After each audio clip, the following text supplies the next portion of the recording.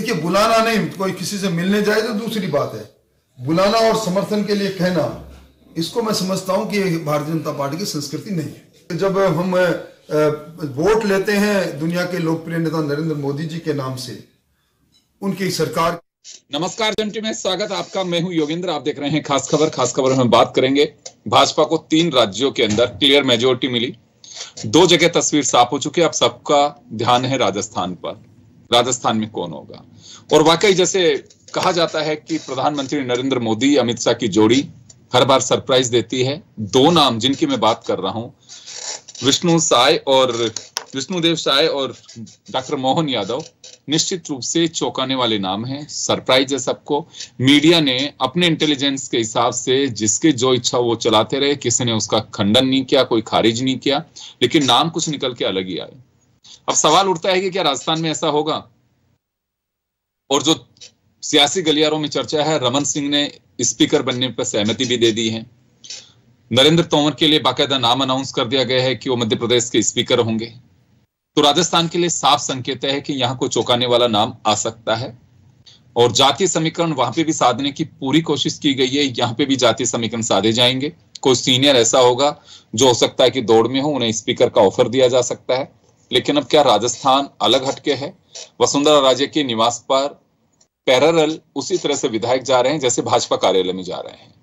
तो क्या संकेत हैं? क्या लगता है कि इन चौंकाने वाले नाम के बीच वसुंधरा राजे, जो अभी भी लगता है कि वो मुख्यमंत्री की दौड़ में आगे हैं, क्या वो वाकई सफल हो पाएंगी?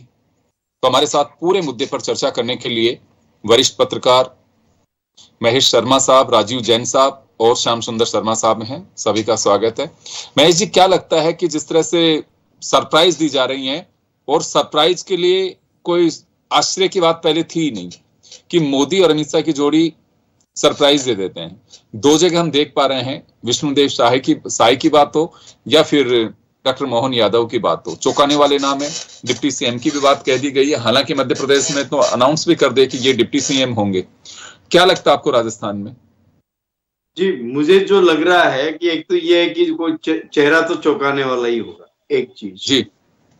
दूसरा, मेरे को जो लग रहा है कि महिला मतदाताओं ने इस बार ज्यादा मतदान किया है, तो कोई न कोई महिला आने वाली जी। महिला चेहरा, क्योंकि दोनों जगह मतलब पुरुष दिए हैं तो एक जगह तो महिला देंगी देंगी, मेरा अनुमान है। दूसरा ये कि एससी का कोई रिप्रेजेंटेशन नहीं मिला अभी, तो ये एससी का जो है एक रिप्रेजेंटेशन के रूप में कोई महिला एससी हो और जिनको निर्विवाद हो और सभी खेमे उसे स्वीकार करते हैं, वो नाम भी आ सकता है। और मुख्य रूप से वो अनीता बघेल का ही नाम सामने आ सकता है। तो 2 चीजें हैं इसमें। क्या है कि सेंट्रल अजमेर चूंकि क्षेत्र में जो उसका रिप्रेजेंटेशन भी हो जाएगा, और जिस तरह से रमन सिंह ने और या मतलब क्या था परमार जी ने जैसे स्वीकार किया है, तो जो केंद्र स्तर पे जो लोग बाग आए हैं उनमें से किसी को भी उस पद पे बैठाया जा सकता है, विधानसभा अध्यक्ष पद पे। और यहाँ पे भी डिप्टी अगर सभी 25 सीटें ले ली, तो आपका संकेत है कि किरोड़ी लाल मीणा को स्पीकर बनाया जा सकता है? ये भी हो सकता है, ये भी एक संभावना है, क्योंकि अनुभव है उनको, इतना ज्यादा अनुभव है कि वो काफी लंबे अरसे तक मतलब क्या उन्होंने पार्लियामेंट्री सिस्टम को देखा भी है और भैरव सिंह शेखावत के दौर को भी देखा है। मतलब वो लिबरल भी हो सकते हैं और सख्त भी हो सकते हैं, दोनों तरह की स्थितियां उन्होंने देखी हुई है। तो ये वाला भी है। और दूसरा है कि आपके जो डिप्टीज हैं वो फिर दूसरे जातीय समीकरणों को साधने के मकसद से होगा, क्योंकि 25 सीटें अगले चुनाव के लिए चाहिए, और उसके लिए जब तक सभी क्षेत्रों को, क्षत्रपों को जब तक आप मतलब संतुष्ट नहीं करेंगे तो ये खींचतान ना हो, इसको संभावना। क्योंकि आपने ये देखा होगा कि पिछली बार भी जिस तरह से 2008 से 2013 की भाजपा की जो हिस्ट्री रही है, उसमें भी मतलब क्या था, अहम की लड़ाई चलती रही, आगे पीछे जो भी चल रही थी। और इन चीजों को ध्यान में रखते हुए ही मतलब क्या कहता है, उस चीज का तो अब महत्व नहीं रहा। मैं इसलिए कह रहा हूँ क्योंकि उस चीज का महत्व इसलिए नहीं है क्योंकि इस बार जो सामूहिक नेतृत्व की बात हुई है, सामूहिक नेतृत्व में कहीं पे भी किसी की श्रेष्ठता को मतलब वजन नहीं दिया जाएगा। मैं जहां तक समझ रहा हूँ, इनका जिस तरह का जो चयन का जो प्रक्रिया हुई है, चाहे आप हरियाणा का भी उदाहरण ले ले, मनोहर लाल खट्टर को किस तरह से उतारा है, जबकि वहां पे भी बड़े बड़े चेहरे। गुजरात का उदाहरण ले लीजिए, गुजरात का उदाहरण ले लीजिए, गुजरात का भी ले लीजिए। तो ये मुझे जो लग रहा है कि चौंकाने वाला ऐसा नाम होगा। मैं ये अपनी तरफ से बता रहा हूँ कि किसी महिला को भी बना सकते हैं और उनके नीचे 2 डिप्टी सीएम, क्योंकि ये फार्मूला मुझे लग रहा है कि मध्य प्रदेश वाला यहाँ पे भी चल सकता है। राजीव जी, क्या लगता है आपको कि चौंकाने वाला नाम होगा? इस पे तो मुझे लगता है कि 90 क्या 99% कुछ ऐसे संकेत मिल रहे हैं 2 राज्यों को देखते हुए। लेकिन राजस्थान में थोड़े संकेत प्रेशर पॉलिटिक्स के भी लग रहे हैं। ये प्रेशर पॉलिटिक्स कुछ समीकरण अलग अंदाज में दे सकते हैं। देखिए, प्रेशर पॉलिटिक्स तो है और दावा तो जो है वो कोई भी नेता कर सकता है, लेकिन जो फैसला 2 राज्यों का हमने देखा उससे तुलना करें तो बड़ा चौंकाने वाले नाम सामने आए। अब उनकी पार्टी के हिसाब से देखा जाए तो उनकी पार्टी के वो दमदार हैं, संगठन में खूब काम किया है। अभी मोहन यादव जी का जो आया मध्य प्रदेश में, वो विद्यार्थी परिषद से जुड़े रहे। और मैं योगेंद्र जी इसमें एक और चीज देख रहा हूँ, दोनों राज्यों में जो मुख्यमंत्री बनाए गए हैं आरएसएस बैकग्राउंड के 60 साल से नीचे के भी हैं।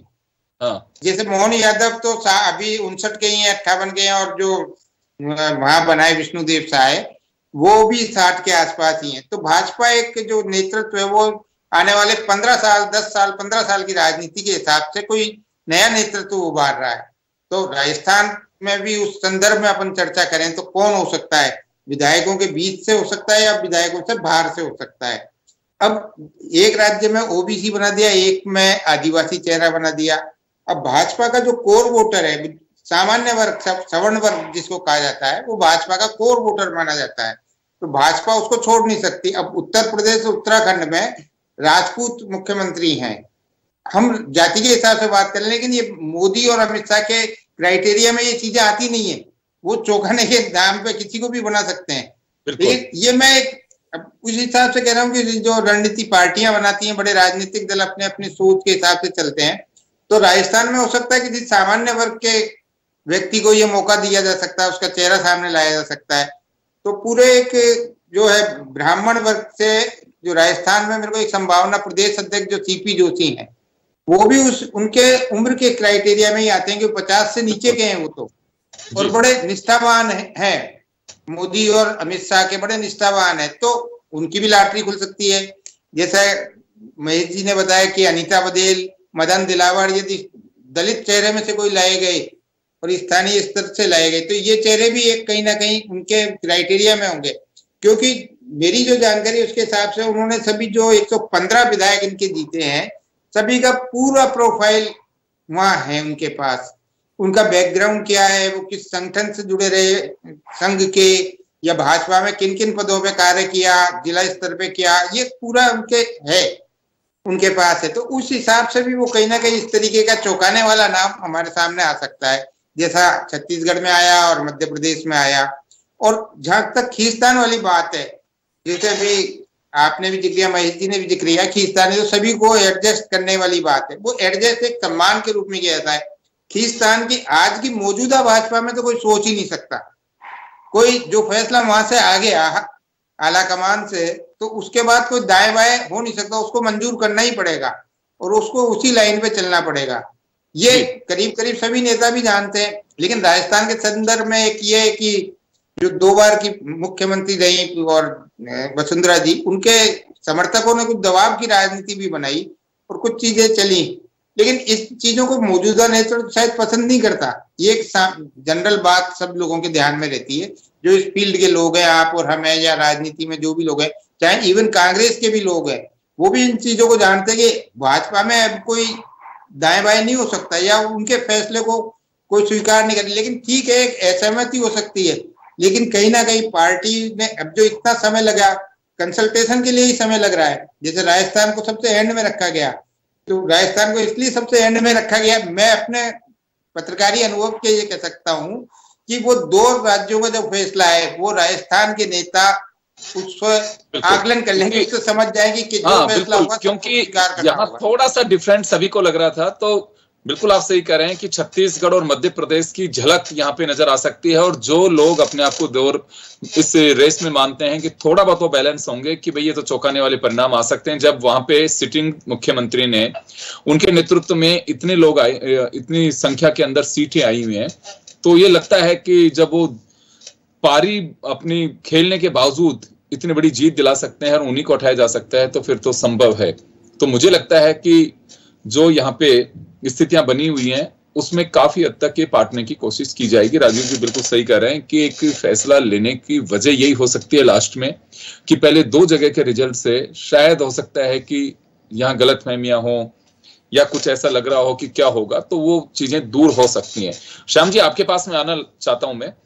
बैठक का समय मुकर्रर हो गया, पहले पर्यवेक्षक बना दिए गए थे, सारी चीजें सामने हैं। मुख्यमंत्री कल यानी कि जब मंगलवार को हम चर्चा कर रहे होंगे तो मुख्यमंत्री पर चर्चा कर रहे होंगे शायद, जैसा लगता है, क्योंकि दिल्ली जाकर के फैसला नहीं सुनाया गया, दोनों ही जगह फैसला वहीं की वहीं पे हुआ है।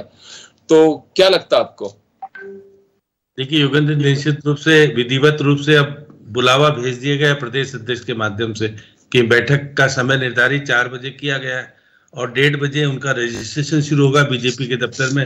अभी महामंत्री ने प्रेस नोट जारी कर दिया कि कल शाम को 4 बजे बीजेपी के दफ्तर में बैठक होगी। इससे पहले उनका रजिस्ट्रेशन होगा। रजिस्ट्रेशन के साथ हो सकता हो कि विचार विमर्श किया जाए, जो दिल्ली से निर्देश भेजे गए उसके लिए वहां पर खुलासा करने की बात। मुझे लगता है कि फिर वसुंधरा जी को टेलीफोन आए कि आप ही नाम का डिक्लेयर करो, जिससे कि रमन सिंह को फोन आया था कि भाई इनको बनाया जाना है। तो निश्चित रूप से अब ये पता पड़ गया। वो 1 साल का समय मांग रही थी, पता नहीं क्यों मांग रही थी। 1 साल बनने वाला व्यक्ति फिर आगे 5 साल ही चलता है, 1 साल बनने के बाद क्यों हटेगा कोई। तो इसलिए ये विवाद का विषय नहीं मिले। बार बार बहुत विवादित और जिस प्रकार का माहौल बनाने का प्रयास किया गया, तो नरेंद्र मोदी और अमित शाह के खाते में ये सब चीजें नहीं आती है। और उन्होंने 2018 का चुनाव देखा है और वसुंधरा जी को सामने देखा है और चुनाव हारा है, यहाँ जीत के नहीं गए वो। तो उसको पुरानी कसक को वो कभी भूल नहीं जाते। और फिर जिस प्रकार से उनके बेटे ने अपने लोकसभा क्षेत्र 12 और झालावाड़ के विधायकों को एक जगह इकट्ठा करके जो संदेश देने का काम किया, बदनामी की भाजपा की, चाहे भले ही भाजपा ने उसको दबाने का प्रयास किया, कांग्रेस वाला तो हल्ला गुल्ला कर देते, जितना बीजेपी वाले हल्ला गुल्ला करना जानते वो कर देते, ये हो गया वो हो गया। लेकिन कांग्रेस के रिसोर्ट में कांग्रेस के, देखिए कांग्रेस के अब तो उनके रिलेटिव भी जीते नहीं, और देखिए वो रिसोर्ट बुक किया गया जहां पर कि सीधे तौर पर गुजरात की पूर्व मुख्यमंत्री कमला जी का भी संबंध आता है, क्योंकि समधी है वो। तो इस हिसाब से देखिए वो रिसोर्ट को चुनना और फिर ऑनलाइन लिया, और ऑनलाइन कहाँ खुला, वही खुले 7 कमरे, बाकी तो कमरे थे नहीं उस दिन। तो देखिए निश्चित रूप से बहुत सारी चीजें ऐसी आती है कि आखिर ये सब चीजें यूनुस खान ने बुक कराए थे। अब देखो यूनुस खान ने बुक कराया, तो यूनुस खान कहाँ बुक कराएगा? यूनुस खान तो वसुंधरा जी कहेंगे वही बुक कराएगा, दूसरे के तो बुक करा नहीं सकता। और देखिएगा निश्चित तौर पर मित्रता होगी सुरेश जी। तो सुरेश जी से मैंने पूछा भाई आपके क्या, कि नहीं हमको तो पता ही नहीं, ऑनलाइन बुक हुए इसलिए। वो तो खैर उनका बिजनेस है, देखो उसमें तो होटल वाले की कोई गलती नहीं है, वो बिजनेस है, जब बुकिंग हुई है। लेकिन राजीव जी ये बातें सब केवल कहना तो बिजनेस तो है, लेकिन वहां कमरे 70 आराम से मिल जाते। इसलिए कहा जाता है कि अगर जरूरत पड़ती तो कमरे और चाहिए तो मिल जाते, इसलिए रिसोर्ट बुक किया गया था। और रिसोर्ट में फिर देखिएगा बहुत सारी चीजें होती है। वहां नरेंद्र मोदी भी खाना खाए हुए रहे में उस रिसोर्ट में, तो रिसोर्ट का संबंध सीधा सीधा बीजेपी से भी। तो जब रिसोर्ट का नाम आएगा तो वो रिकॉल होगा नरेंद्र मोदी जी को कि वहां लहसुन की चटनी भी खाई थी मैंने। देखिए, और फिर सुरेश चौधरी ने खिलाई, ये देखिए बड़ा।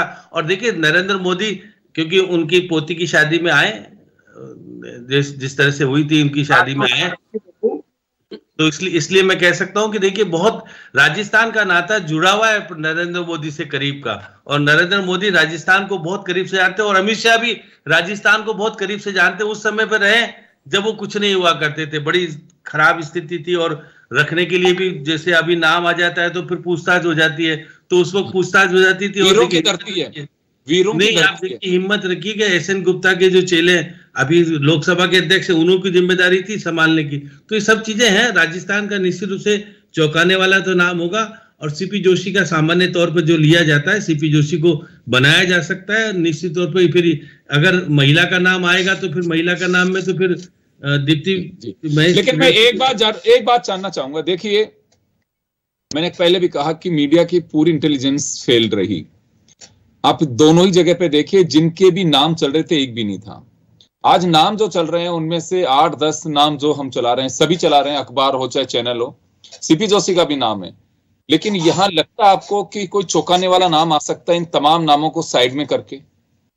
बिल्कुल आ सकता है। नरेंद्र मोदी और अमित शाह जो करेंगे वो तो क्लियर है कि 2 जगह नाम चौंका के ऐसा कर दिया कि भाई ये इतना नाम थे क्या।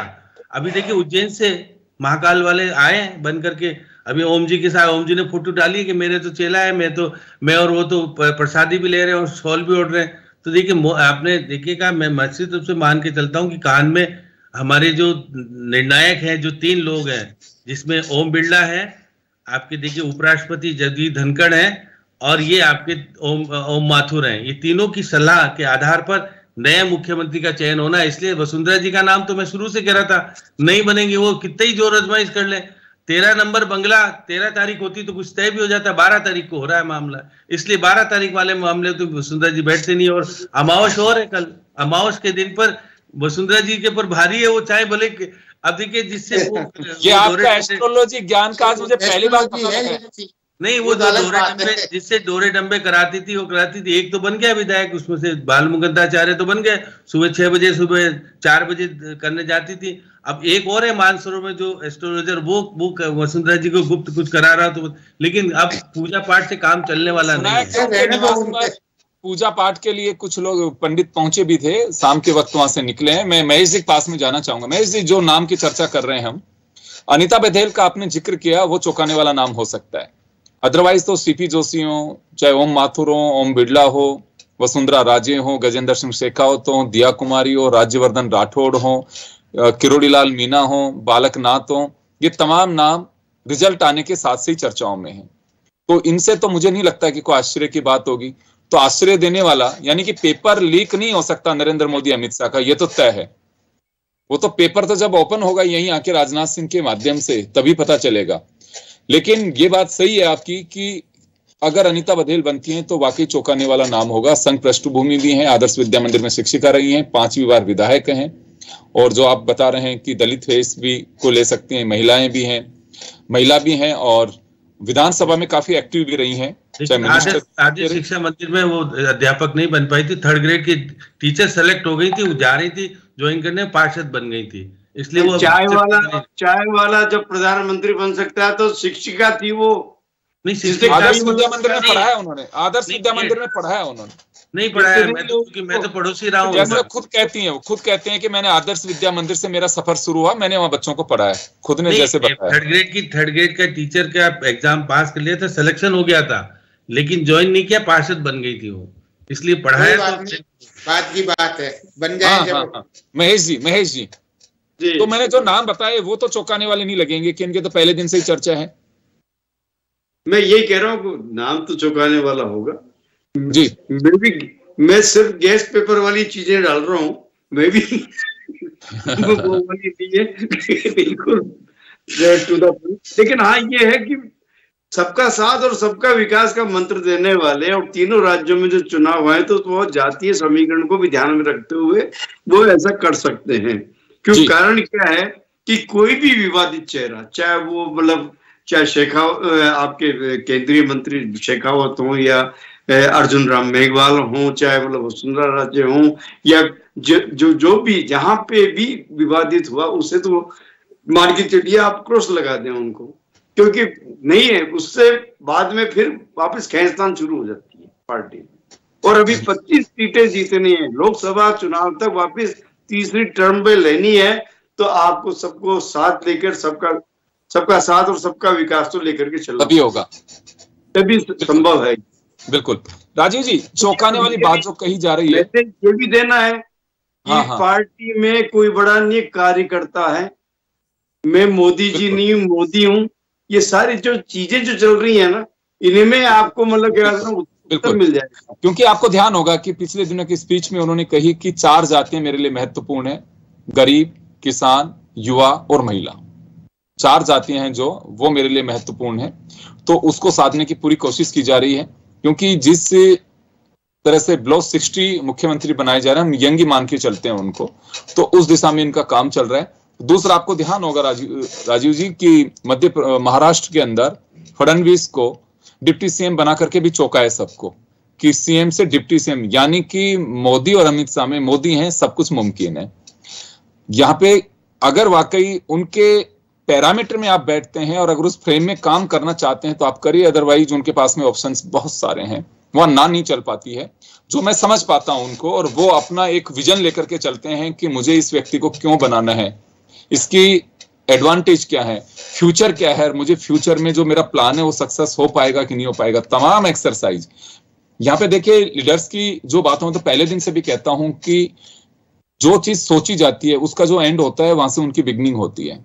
तो ये एक बात है, तो आश्चर्यचकित करने वाली बात है। फडणवीस को भी अगर डिप्टी सीएम बना दिया गया तो आप सोचिए कितनी बड़ी बात थी। तो यहाँ पे ये मान के चल सकते हैं कि ये तो तय माना जाना चाहिए कि परिणाम जो भी होगा आश्चर्य करने वाला होगा। देखिए योगेंद्र जी, आप बिल्कुल सही कह रहे हैं, जो भी आएगा वो चौंकाने वाला आएगा। और आपने फडणवीस जी का जो उदाहरण दिया, उसके साथ मैं एक और उदाहरण जोड़ देता हूँ, उत्तराखंड में मिस्टर धामी का भी, बिल्कुल इसमें कोई संदेह नहीं है। वो केंद्र से उनको वहां पे भेजा गया और भेजने के बाद में इलेक्शन भी हार गए, लेकिन उसके बावजूद भी उन्हें मुख्यमंत्री बना दिया गया। आप सही कह रहे हैं, धामी का एक बड़ा उदाहरण है। ऐसे मतलब इस पार्टी में कई उदाहरण है जो चौंकाने वाले हैं। वो क्योंकि जो मैं पूर्व में भी कह चुका कि मजबूत नेतृत्व है और उनके चेहरे पे ही चुनाव जीते जा रहे हैं। ये मोदी का जो चेहरा है, आज कोई भी, हम कांग्रेसियों से भी बात करते हैं, विरोधी दलों के लोगों से भी बात करते हैं, तो वो एक चीज तो साफ कोई से ये स्वीकार करते हैं कि अभी मोदी का क्रेज तो है, जनता में मोदी का क्रेज है। और जो 3 राज्यों के चुनाव हुए उस परिप्रेक्ष्य में देखें तो पूरा एक मोदी के चेहरे पे लड़ा गया। बेशक मध्य प्रदेश में मुख्यमंत्री थे शिवराज सिंह चौहान, लेकिन वहां भी मोदी का चेहरा ही रखा गया और ये साफ कह दिया गया तीनों राज्यों में मोदी चेहरा है और संगठन चुनाव लड़ेगा। तो उनका एक सीधा संदेश था। जैसे मध्य प्रदेश में इतना भारी बहुमत आया, तब भी ये साफ कह दिया गया कि कोई नहीं, किसी एक क्रेडिट भी नहीं लिया शिवराज सिंह चौहान ने कि मेरी वजह से आया या क्या है। वो प्रदेश का नेतृत्व वो कर रहे थे, चाहते तो वहां उनके समर्थक उनको श्रेय दिला सकते थे कि इनकी वजह से भी वोट मिले, लेकिन नहीं, सीधे तौर पे कि सिर्फ एक प्रधानमंत्री के चेहरे पे और उनकी योजनाओं के बलबूते, गरीब कल्याण योजनाओं के बलबूते। तो राजस्थान में भी ऐसा हो सकता है कि कोई गैर विधायक भी हो सकता है, लेकिन अब गैर विधायक 2 राज्यों में गैर विधायक को नहीं बनाया, लेकिन वहां बड़े नेता भी चुनाव लड़ रहे थे, विधायक बने हैं, तो वो संभावना नहीं थी। हमारी चर्चाओं में, कयासों में जो और नाम चलते थे वो चलते, लेकिन उनके अलावा जो बने वो आप और हम सबके सामने है। इस पर चर्चा काफी अपन लोग कर चुके। लेकिन अब राजस्थान के संदर्भ में हम देखें तो राजस्थान में कौन हो सकता है, तो 120 115 जो चेहरे इनके पास हैं उनमें ही देखा जाए, बाहरी कोई चेहरे के रूप में देखा जाए या कोई चुनाव हार गया उसको बना दे, तो चौंकाने वाला फैसला तो किसी भी रूप में सामने आ सकता है। बिल्कुल। एक मैं उदाहरण देता हूं, लेकिन मैं संदर्भ में लाना चाह रहा हूं इस चीज को। कहीं सतीश पूनिया जैसे चुनाव हार गए, उन्होंने एक वो कर दिया कि साहब आमेर को अब मैं समय नहीं दे पाऊंगा इसको लेके। तो भाजपा के राष्ट्रीय संगठन महामंत्री जो संघ के BL संतोष है, उन्होंने उनसे बात की और उनको डांट लगाई एक तरह से, जो संघ परिवार में अपने स्वयं सेवकों को डांट लगाते हैं, उस तरीके की डांट संतोष ने सतीश पूनिया को लगाई कि ये तुमने क्या कर दिया, तुमको सेवा करनी है, राजस्थान में अभी बहुत से मौके आएंगे, तुम अपना काम करो, संगठन को समय दो। तो कहीं ना कहीं मतलब इस पार्टी में इस तरीके की चीजें कि चौंकाने वाला ये भी फैसला आ सकता है। कुछ लोगों का कहना है कि राजेंद्र राठौड़ भी एक नाम हो सकते हैं। बिल्कुल, मतलब ये क्योंकि इन दोनों के बारे में जो सूचनाएं गई और जो रिपोर्ट अंदर खाने गई है पार्टी के जो केंद्रीय नेतृत्व तक, कि करीब 10 से 15 सीटें एक ग्रुप हराने में लगा हुआ था, जिसमें राजेंद्र राठौड़ भी हैं, सतीश पूनिया भी हैं, 2-4 और सीटें भी हैं, अपने सिविल लाइंस वाली सीट भी जो गोपाल शर्मा लड़ रहे थे उनको भी हराने का पूरा प्रयास किया गया। वो एक अलग चीज है, वो उनकी सच्चाई नहीं है, लेकिन एक जन चर्चाओं में भाजपा के अंदर है। चर्चाओं के आधार पे हम बात कर रहे हैं, सही कर रहे हैं आप। हाँ, अपन लोग तो बात कर ही सकते हैं, चर्चाएं जो होती हैं उस पर बहस हम भी पब्लिक के बीच में कि वाकई कैपिटल की सियासत में क्या कुछ चल रहा है, जनता सुनना भी चाहती है, लोग देखते हैं कि अच्छा ऐसा कुछ हो रहा है। चलिए मैं श्याम जी आपके पास में आना चाहूंगा। जब हम बात कर रहे होंगे 24 घंटे बाद, तो यही होगा कि मुख्यमंत्री कैसा, क्या चलेगा, क्या कठिनाइयां होंगी। लेकिन आज जो चर्चा का विषय है वो यही है कि मुख्यमंत्री कौन। ये बात सही है कि जिस प्रकार योगेंद्र जी पहली बार ऐसा हो रहा है कि राजस्थान का निर्णय 2 राज्यों के बाद हो रहा है, क्योंकि 2 राज्यों की सरकार नहीं आने वाली थी।